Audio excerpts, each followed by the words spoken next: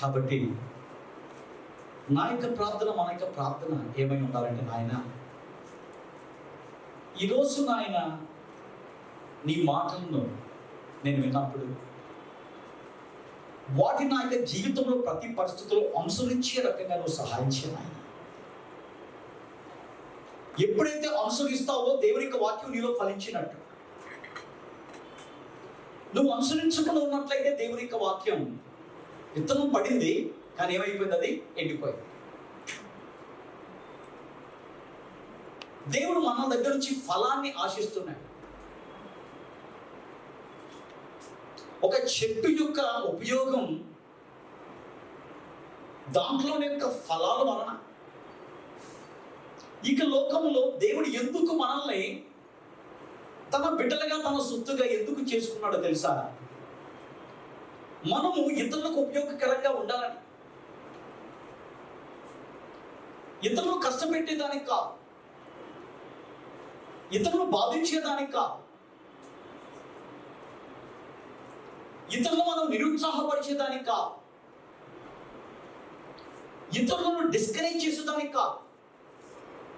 అలాగైతే నువ్వు దేవుని యొక్క బిడ్డగా నువ్వు జీవించట్లేదని అర్థం. అనేక సార్లు మనం చూస్తున్నాం. దేవుని యొక్క వాక్యం నీకు ఎంత తెలుసు అది కాదు ముఖ్యం. నీ జీవితంలో నువ్వు ఎదుర్కొంటున్న పరిస్థితుల్లో ఆ యొక్క వాక్యాన్ని నువ్వు ఏ రకంగా ఆచరణలో పెడుతున్నావు, ఏ రకంగా నువ్వు కంట్రోల్ చేసుకుంటున్నావు. కంట్రోల్ లేని పరిస్థితుల్లో, కంట్రోల్ ఉన్న పరిస్థితుల్లో కంట్రోల్ చేయడం చాలా ఈజీ.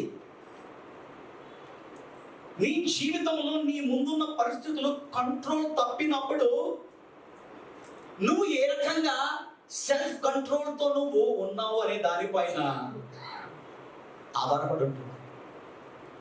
కాబట్టి ప్రభునందు ప్రియులారా, డిసైపుల్షిప్ అనే అంశాన్ని గురించి మనం ధ్యానం చేస్తున్నాం. శిష్యత్వము, శిష్యుల్లో ఉండే లక్షణాలు ఏంటి? ఈ లక్షణాలు మనలో ఉంటే మనం శిష్యులు. ఈ లక్షణాలు మనకి జీవితాల్లో లేకపోతే శిష్యులు కాదు. కానీ దేవుడు కోరుకుంటున్నాడు, మీరు నాకు శిష్యులై ఉండండి. కాబట్టి ప్రభుత్వ ప్రియులారా, ఈ యొక్క శిష్యత్వం యొక్క టాపిక్లో అనేకమైన గొప్ప వేదాంత విద్యను అభ్యసించిన గొప్ప దైవ సేవకులు, ప్రపంచ ప్రఖ్యాతగాంచిన సేవకులు ఈ యొక్క శిష్యత్వం అనే టాపిక్ పైన వాళ్ళు అధ్యయనం చేసి వాళ్ళు అనేకమైన కొటేషన్స్ వాళ్ళు ప్రపంచానికి తెలియచేశారు. నేను అనేకమైన కోర్స్ మీకు తెలియచేశాను. ఈరోజు ఇంకొక 2 లేకపోతే 3 కోర్స్ని మీ మధ్య ఉంచాలని ఇష్టపడుతున్నాను. Discipleship is not part of Christianity, it is Christianity. ఏంటి? Discipleship is not a part of Christianity, it is Christianity. అంటే ఏంటంటే, శిష్యత్వం అనేది క్రైస్తవ్యంలో ఒక భాగం కాదు, అది పూర్తి క్రైస్తవ్యమే. నువ్వు ఇక లోకములో క్రైస్తవుడిగా జీవిస్తున్నట్లయితే నువ్వు శిష్యత్వంలోని లక్షణాలను కలిగి ఉండాలి. శిష్యత్వం యొక్క లక్షణాలను జీవితంలో లేకుండా జీవిస్తున్నట్లయితే నీ జీవితంలో ఇక డిసైపుల్షిప్ అనేది ఏదో ఒక పార్ట్గా ఈ లైఫ్లో ఉంది, ఫుల్గా లేదు. శిష్యత్వం అనేది క్రైస్తవ్యంలో ఒక భాగం కాదు, అది పూర్తి క్రైస్తవ్యముతో ముడిపెట్టబడింది. జ్ఞాపకం చేసుకుందాం. బిల్లీ గ్రహాం గారు ప్రపంచ ప్రఖ్యాతిగాంచిన గొప్ప దైవసేవకుడు. ఆయన శిష్యత్వం గురించి చెప్పిన మాట, discipleship does not come from positions of prominence or power, but from a heart that is surrendered to Jesus Christ. తెలుగులో మనం చూసినప్పుడు శిష్యత్వం అనేది ప్రాముఖ్యత లేక అధికారం యొక్క స్థానాల నుండి వచ్చింది కాదు. యేసు ప్రభువుకు లొంగిపోయిన హృదయములో నుంచి అది ఉద్భవించింది. ఇక లోకంలో కొన్ని స్థానాల్లో ఉండొచ్చు. ఆ స్థానంలో ఉన్నంత వరకు మాత్రం నువ్వు శిష్యుడిగా ఉన్నావు అని అనుకుంటే పొరపడినట్టే. పాస్టర్గా ఉండొచ్చు, ఎవాంజలిస్ట్గా ఉండొచ్చు, అనేక రకాలుగా దేవుని యొక్క పరిచర్యలో నువ్వు ఒక గొప్ప స్థానంలో ఉండొచ్చు. అంత మాత్రాన నువ్వు శిష్యత్వాన్ని కలిగినట్లు అని అనుకుంటే నువ్వు సరిగా శిష్యత్వాన్ని అర్థం చేయ. మరి శిష్యత్వం అంటే ఏంటి? సంపూర్ణముగా క్రీస్తుకు లొంగిపోవటమే శిష్యత్వం. క్రీస్తుకు లొంగకుండా క్రీస్తు కోసం ఏ పని చేసినా దాని ఫలితం వస్తుంది. ఈ రోజులో చాలా మంది క్రీస్తుకు లొంగకుండా ఈ లోకంలో బహుశా పరిచయం చేసే వాళ్ళు ఉన్నారు, సువార్త చెప్పే వాళ్ళు ఉన్నారు, సంఘాలు నడిపిస్తే వాళ్ళు ఉన్నారు. కానీ దేవుడు కోరుకున్నది ఏంటంటే తెలుసా? నాకు నువ్వు లొంగిపో. దేవునికి లొంగిపోకుండా దేవుని పేరట ఏది చేసినా కానీ అది మన జీవితాలకు ఆశీర్వాదకరం కాదు. అది బిల్లీ గ్రహం గారి మహోన్నతమైన సేవకుడు చెప్పిన మాట. బిల్లీ గ్రహం గారి యొక్క స్థానం ఏంటంటే ప్రపంచంలో ఆయన పేరు తెలియని వాడు ఎవరు ఉండరు. ఆయనకు గొప్ప ఆఫర్ వచ్చింది. ఏంటో తెలుసా? ప్రపంచంలోనే పవర్ఫుల్ పర్సన్ ఎవరంటే ప్రెసిడెంట్ ఆఫ్ యుఎస్. ఆయన ఒక గొప్ప దేవునికి సేవకుడిగా ఉన్న ఆ యొక్క సమయంలో ఆ యొక్క పార్లమెంట్లో ఉన్న అందరూ వచ్చి ఆయన ఒక రిక్వెస్ట్ చేశారు. సార్, మిమ్మల్ని మేము యుఎస్ ప్రెసిడెంట్గా నామినేట్ చేస్తున్నాం. ఎవరు కూడా ఇంకా మీరు నిలబెడితే మీకు ఆపోజిషన్ ఎవరు ఉండరు. అది ఒక టర్మ్ కాదు, మీకు ఇష్టమైన సంవత్సరాలు ఆ యుఎస్ ప్రెసిడెంట్ స్థాయిలో మీరు ఉండొచ్చు, ఆ స్థానంలో మీరు ఉండొచ్చు. ఈ కాలంలో అట్లా అయితే ఏం చేస్తారు? ఇమ్మీడియట్ గా దేవుడు ద్వారాన్ని తెరిచాడు అని బైబిల్ని వాడి ఏం చేస్తారు? వెంటనే దాన్ని ఏం చేస్తారు? దాన్ని స్వీకరిస్తారు. కానీ బిల్లీ గ్రహం గారికి దేవుడు నన్ను పిలిచింది ఎందుకో తెలుసా? ఈ అధ్యక్ష స్థానంలో ఉండి పరిపాలన చేసేదానికి కాదు, నశించు ఆత్మలను రక్షించేదానికి, సువార్త ప్రకటించేదానికి దేవుడు నన్ను పిలిచాడు. నేను చేస్తున్న పని యుఎస్ ప్రెసిడెంట్ స్థానం కంటే గొప్పది. ఆ స్థానం కంటే శిష్యుడుగా ఈ లోకంలో నేనుండే స్థానమే గొప్పది. ఈ రోజుల్లో చాలా మంది ప్రధానత్వాన్ని కోరుకుంటారు.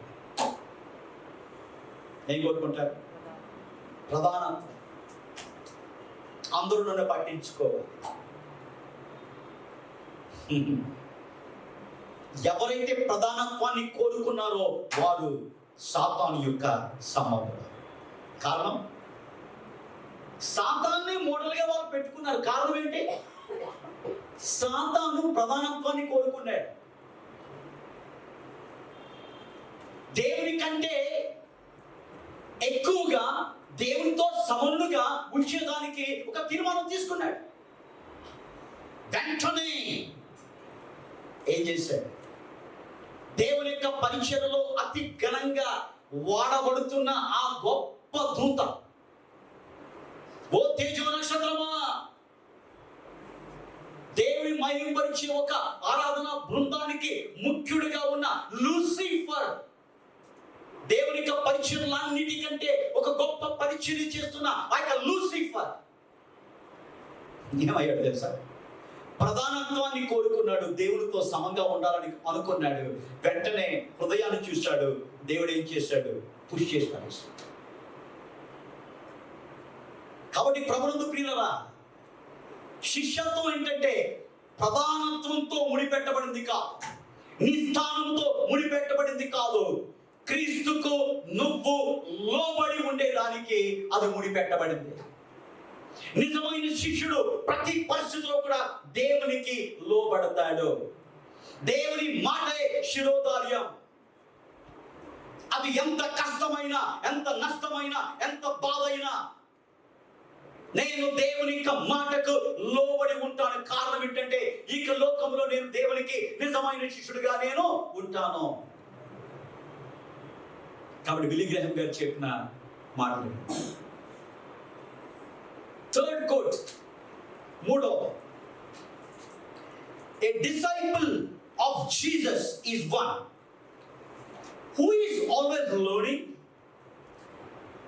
always growing, always following. తెలుగులో మనం చూసినప్పుడు యేసు ప్రభు యొక్క శిష్యుడు ఎప్పుడు నేర్చుకుంటూ ఉంటారు. నేర్చుకొని వాళ్ళు ఎదుగుతూ ఉంటారు. ఎల్లప్పుడూ వాళ్ళు యేసును ఏం చేస్తారు? అనుసరిస్తారు.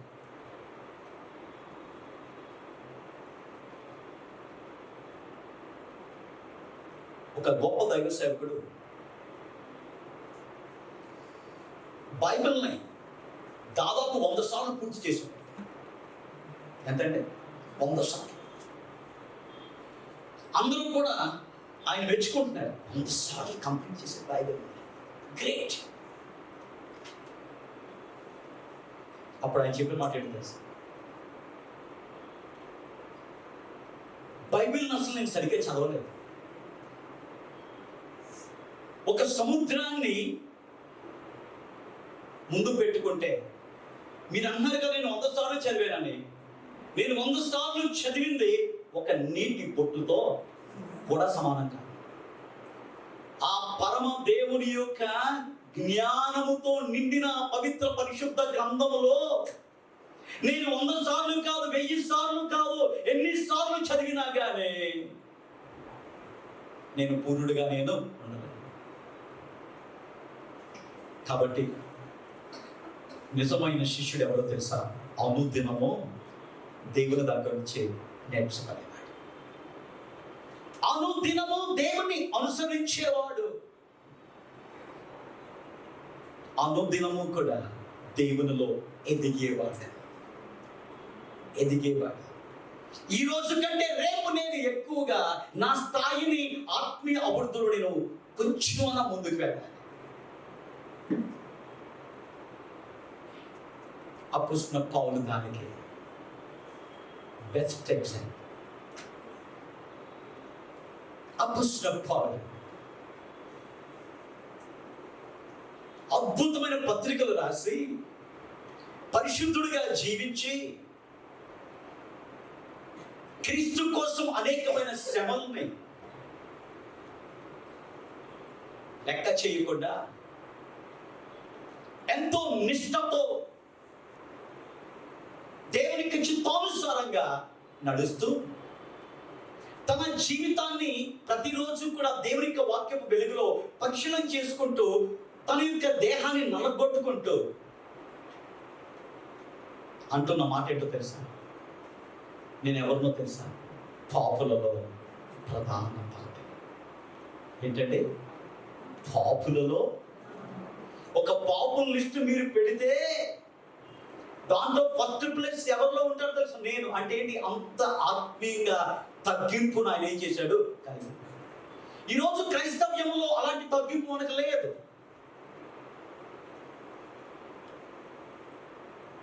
ఒక స్టేజ్కి వచ్చిన తర్వాత మిగతా వాళ్ళు మనం ఏం చేస్తామంటే తక్కువగా చూస్తాం. వాళ్ళకి తెలియదు, నాకు తెలుసు.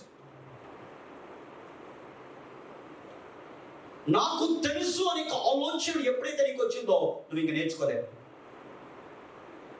ఆ లెర్నింగ్ అనేది అందరితో ముగించబడుతుంది నీ లైఫ్. కావాలంటే నువ్వు సమర్థించుకున్నావు, నాకు తెలుసు, వాడికంటే నా బాగా తెలుసు, ఆమెకంటే నా బాగా తెలుసు. ఇతరులతో కాదు పోల్చుకోవాలి, దేవుని యొక్క వాక్యంతో పోల్చుకోవాలి. కాబట్టి disciple of Jesus is one who is always learning, always growing, always following. కాబట్టి ఈ యొక్క కోర్సుతో ఈరోజు అపోస్తలుడైన పౌలు రోమీయులకు రాసిన పత్రికలోని ఇంకా మరికొన్ని లక్షణాలు, మనం శిష్యత్వ లక్షణాల గురించి మనం ధ్యానం చేద్దాం. ఎంతవరకు ఎన్ని లక్షణాలు మనం ధ్యానం చేస్తామండి? ఏంటండి? 18. 18వ లక్షణం ఏంటి? దేవునికి దూరముగా దేవుణ్ణి అంగీకరించని వారి గురించి బహు దుఃఖము హృదయంలో మానని వేదన కలిగి ఉండేవాడు ఎవరంటే, ఇది అక్షరాల పౌలు తన యొక్క జీవితంలో నెరవేర్చాడు. ఆయనకున్న బాధ ఏంటంటే నశించు ఆత్మల కోసం. ఆయనకున్న మానని వేదన ఏంటంటే నశించు ఆత్మలే. కాబట్టి మనం ఒక ప్రశ్న వేసుకుందామా? నీకున్న బాధ ఏంటంటే, పెద్ద లిస్ట్ చెబుతామా? వాళ్ళు ఇలాగ అన్నారు, వీళ్ళు ఇలాగ అన్నారు, వాళ్ళు ఈ రకంగా బిహేవ్ చేశారు, మా బాస్ ఇలాగ అన్నాడు, పాస్టర్ ఇలాగ అన్నాడు. ఇదే మన గోల. శిష్యుడికి ఉండవలసిన గోల కాదు ఇదే. శిష్యుడికి ఉండవలసిన లక్షణం ఏంటంటే ఇతరుల యొక్క నశించిపోయే ఆత్మల గురించిన బాధ, మానని వేదన కలిగే వారిగా ఇక లోకములో మనము ఉండాలి. అది 18వ. 19వ లక్షణం అదే వచనం మనం చూసినప్పుడు రోమీయులకు రాసిన పత్రిక 9వ అధ్యాయము 1 నుంచి 3 వచనాల్లో ఒకసారి చదవండి. నాకు బహు దుఃఖమును నా హృదయములో మానని వేదనయు కలవు. క్రీస్తునందు నిజమే చెప్పుచున్నాను, క్రీస్తులో నిజమే చెప్పుచున్నాను, అబద్ధమడుటలేదు. పరిశుద్ధాత్మందు నా మనస్సాక్షి నాతో కూడా సాక్ష్యం ఇచ్చుచున్నది. సాధ్యమైన ఎడల దేహ సంబంధులైన నా సహోదరుల కొరకు, ఇహ సంబంధులైన నా సహోదరుల కోసం నేను క్రీస్తు నుండి వేరై, నేను క్రీస్తునందు వేరై శాపగ్రస్తుడనై ఉండకూడదును. ఇక్కడ అపోస్తలుడైన పౌలు నశించు ఆత్మల పట్ల ఎంత భారాన్ని కలిగి ఉన్నాడు.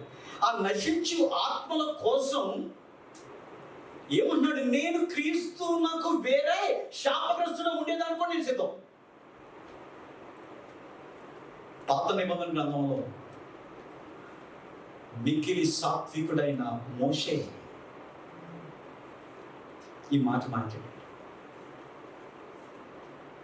ఇశ్రాయేలీయులు దేవునికి ఆయాసకరమైన జీవితాన్ని జీవిస్తున్నప్పుడు, ఒక బహు భయంకరమైన పాపాన్ని చేసినప్పుడు దేవుడు చెబుతున్నాడు, మోషే వాళ్ళని ఏం చేస్తాను, నేను చంపేస్తాను. నిమిషాలకి ఆయన ప్రభు యొక్క పిలుపును అందుకొని దేవుని నిత్య విశ్రాంతిలోనికి ఆయన ప్రవేశించబడ్డాడు. ఇది టోటల్ మా యొక్క కుటుంబానికి, మా యొక్క బంధువులకి ఇది షాకింగ్. దేవుడు అద్భుతమైన పరిచయంలో దేవుడు ఆయన వాడుకున్నాడు.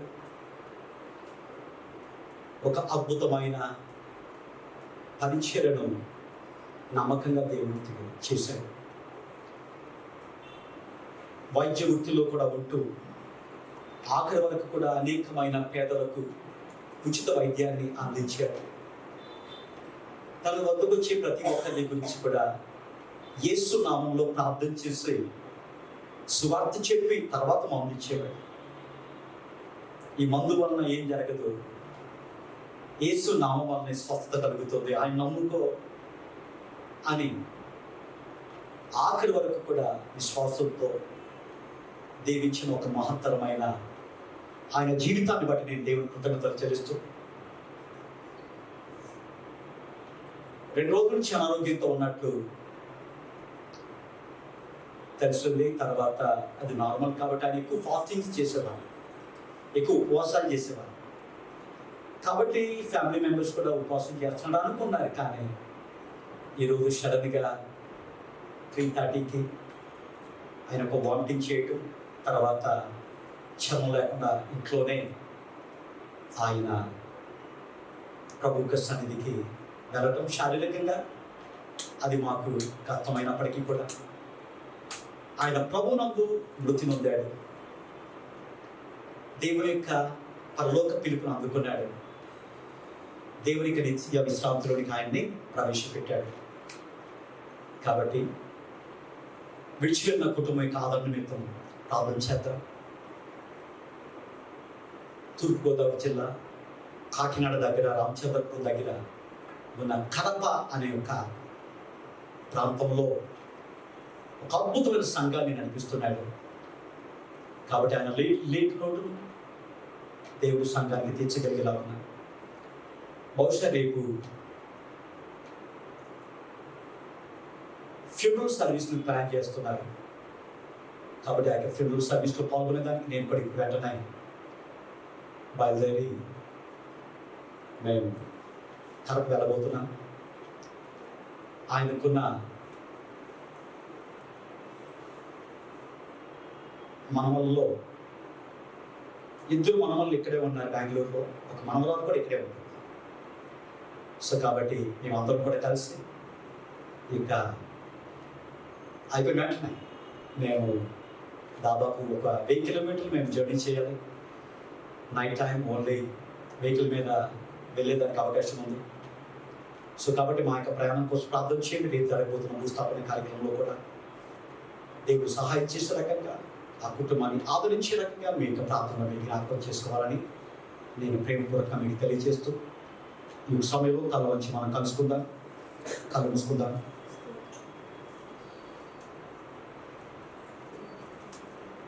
ప్రభునందు నిద్రించిన దాసుని యొక్క కుటుంబం ఆయన డాక్టర్ విఎన్ రాజు. డాక్టర్ విఎన్ రాజు విడిచిపెట్టబడిన కుటుంబాన్ని దేవుడు ఆదరించాడు. రేపు జరగబోతున్న భూస్థాపన కార్యక్రమంలో దేవుడికి మహిమకరంగా జరిగించే రకంగా, వాక్యము ద్వారా కుటుంబం ఆదరించబడే రకంగా దేవుడే ఆయన లేని లోటును తీర్చే రకంగా ప్రార్థన చేసుకుందాం. మన యొక్క ప్రియులు దైవ సేవకులైన జీ జాబ్ గారు ముందుకు వచ్చి